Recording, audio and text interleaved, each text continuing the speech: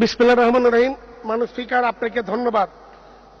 মাননীয় প্রধানমন্ত্রী জননেত্রী শেখ হাসিনা তার উত্তরে বলেছেন যে বিনিয়োগ এবং ব্যবসা বান্ধব, এবং উনি কিছুদিন আগে মাননীয় প্রধানমন্ত্রী চট্টগ্রামে গিয়ে বলেছিল ওয়ার্ল্ড ট্রেড সেন্টারে উদ্বোধনকালে যে সরকার কোনো ব্যবসা বাণিজ্য করে না, সরকার ব্যবসা বান্ধব।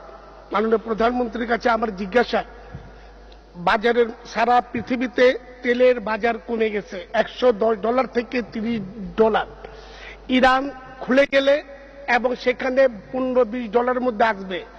বর্তমানে আমরা পানি যে ক্রয় করে খাই, পানির দরে ডিজেল বেচাকিনি হবে।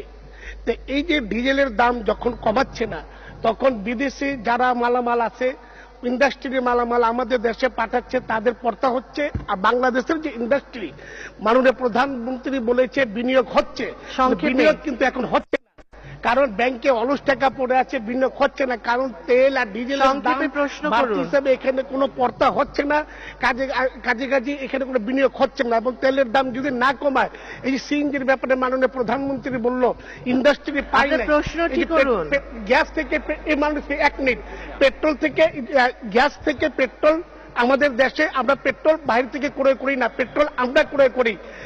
পেট্রোলে পড়তা পড়ে 51 টাকা, এখানে যদি 60 টাকা করে যদি বিক্রি করে, তারপর সলাফ হয়ে যায়, গাড়িগুলি চালাতে পারে। এই সিএনজি যে গ্যাস চালাচ্ছে, এই গ্যাসগুলি ফ্যাক্টরিতে দিতে পারে, কিন্তু সলাফ হতে পারে। আমার ধন্যবাদ।